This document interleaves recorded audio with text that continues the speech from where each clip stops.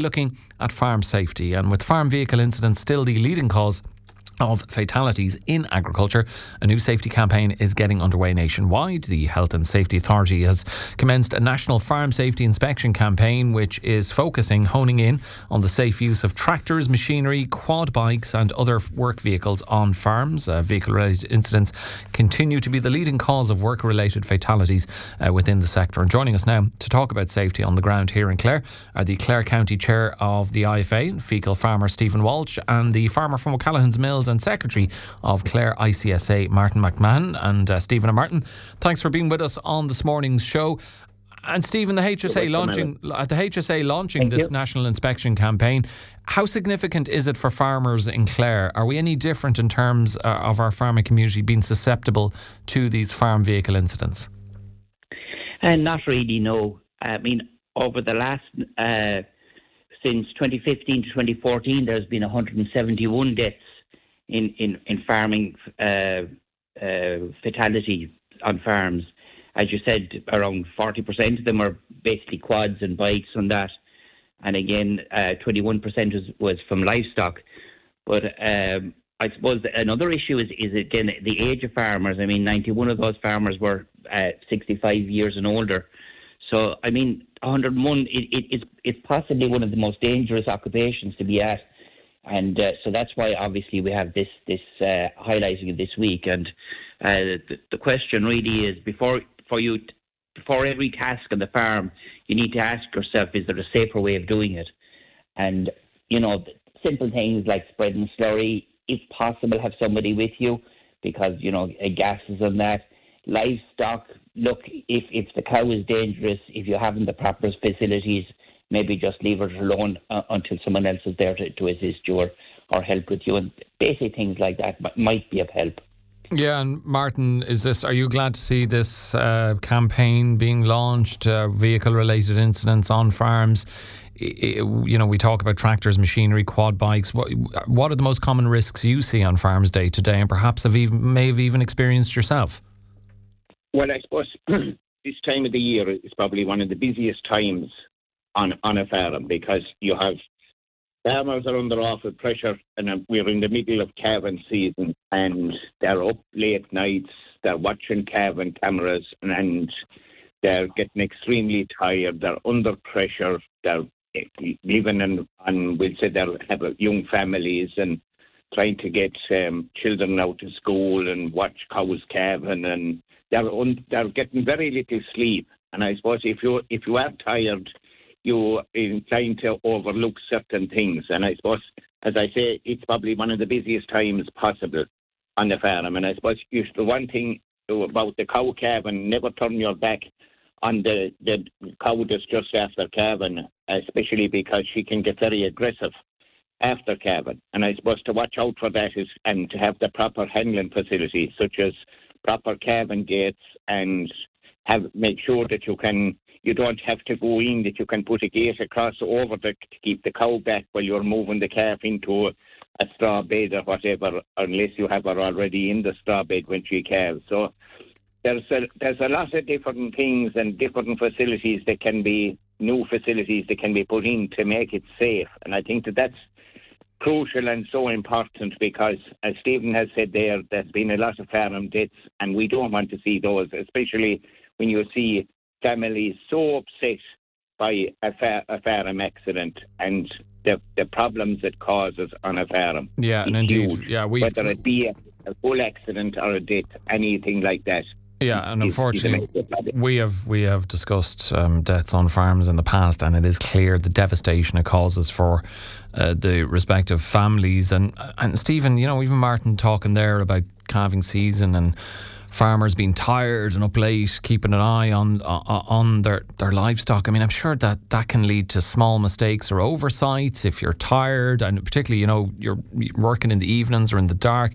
Those kind of things can lead to serious accidents. No, absolutely. And I mean, you know, as you said, we've kind of, Martin has highlighted there the danger with calving cows and, you know, and how dangerous it is. And as you say, especially, you know, a lot of that happens during the night. And obviously, you know, it does lead to you know, taking risks that I suppose in one sense, obviously, you want a positive outcome from a calving, because at the moment a calf is a very expensive animal, so you want to give it the best chance in life. But it's no good having an expensive calf if you're not around there or your family, or you're not around there for your family, to take advantage of those better prices.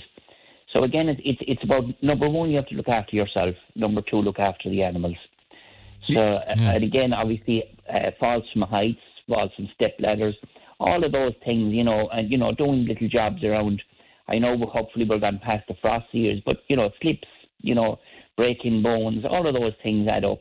So it's about trying to maybe taking that little bit of time to assess a job before you start, and hopefully you'll have a better chance of not having an accident.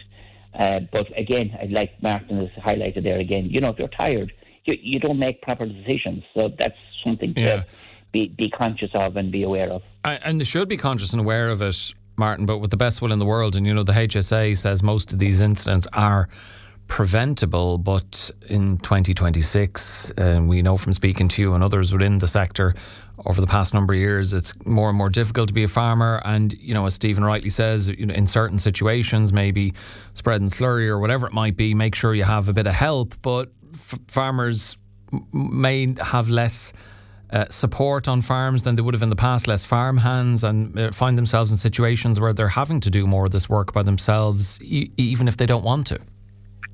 Yeah, that's a huge problem. Nearly always on farms, going back years ago, when I remember starting out farming, there was always maybe 2 people or 3 people on the farm, and there was nearly always 2 people either with the calf and the cow, or with, whether it was spreading the slurry. There was nearly always 2 people around the farm, and that made it very safe. That's not available anymore. It's extremely hard to get help, even to get somebody to help out on a farm. The people are not just available, and that's what puts all that pressure on the farmer.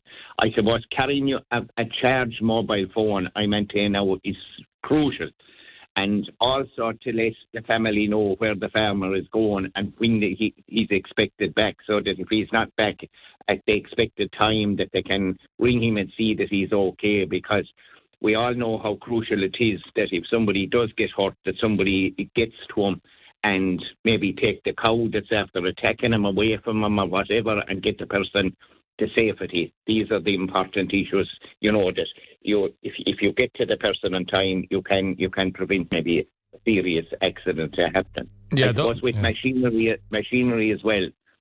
It's so important that machinery is right, such as the tractor, lights, steering, brakes, all these things are working properly, and PTO shafts. We can't stress enough how important the cover on the PTO shaft is going to be, because when a farmer is under pressure trying to get out slurry these things, if he overlooks something like that, that can be actually the cause of either a very serious accident, such as a loss of limb, or actually the death of the farmer. So those simple things, even though they might seem simple, they're so important to prevent accidents on farms. Yeah, some key advice there from Martin, Stephen, and making sure the technology, the equipment is fully functional and safe is key. But how important is proper training when it comes to operating machinery and quad bikes? Absolutely. I mean, there is training there, obviously, for quad bikes, and it's part of the law now that you need to get this done if you're on a quad bike. But also, I suppose if we only jotted down all the near misses we had, the times we slipped without doing any damage, the time that the cow nearly got you, the time you slipped off the step of the tractor. And if you made a list of all of that and then took action of, making sure it didn't happen a second time where you may not be as lucky. And again, another issue I want to raise is in terms of air codes. A lot of farmyards are away from the house or, out farms, and they don't have an air code. So I think it would be very important if we could get air codes for those farms, that if you were misfortunate to have an accident, that you could identify exactly where you were. So I think, little things like that would probably be useful and helpful going forward. And look, it might save your life. The HSA is urging farmers to plan work in advance and complete risk assessments. I'm just wondering though, Martin, I mean, you think about some of the jobs you do on a daily basis on your farm. I mean, how practical is working in advance and planning in advance and completing risk assessments in a busy working farm environment. Is that possible? You can have the greatest plans in the world and everything can change. There might be no cow to calve, and the next thing is you were planning to do fertilizer or whatever, and the next thing is maybe there's 2 cows to calve. So your whole plan is changed. You have to wait there and look after those cows and see that they're all right, see that the calf sucks and all that. And that's why the facilities are so important, especially the cow after calving. If she is aggressive, that you have the crush and the calving gate and the facilities to tie in the cow without being at risk yourself and able to put the calf suckling with the cow in the safe environment. I think that is crucial, especially to the cow after calving. It's very important.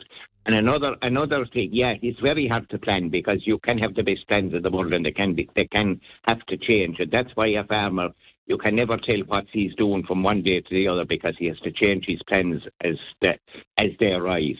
The other thing is the quad bike. On the quad bikes now, there is an actual roll bar that is available to be put on a quad bike, because in a lot of the cases what happens is the quad bike is used for herding and going up hilly ground, and if it overturns, that's when the serious accident happens. Now there is a roll bar so that if it does turn over, it won't come down on top of the farmer. And I think that every quad bike should have one of those because they're one of the most lethal machines that's on the farm. And I think that that's very important. I'm glad that it is available because it wasn't available before.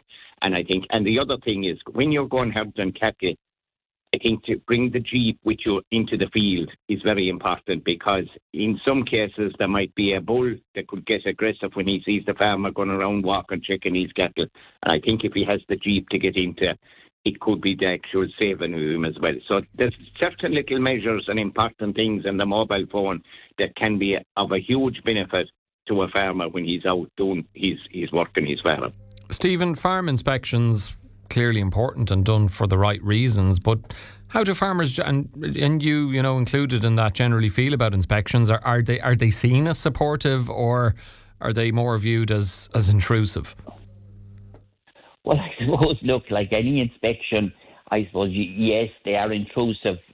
We understand that in most instances they're done for the right reasons.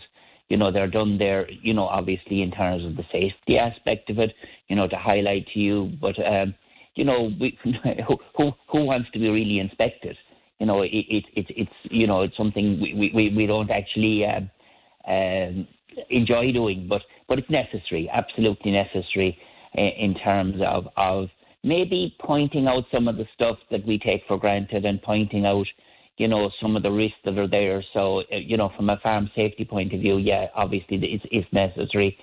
And, in the practicality of doing it, we all take risks. It is part of farming.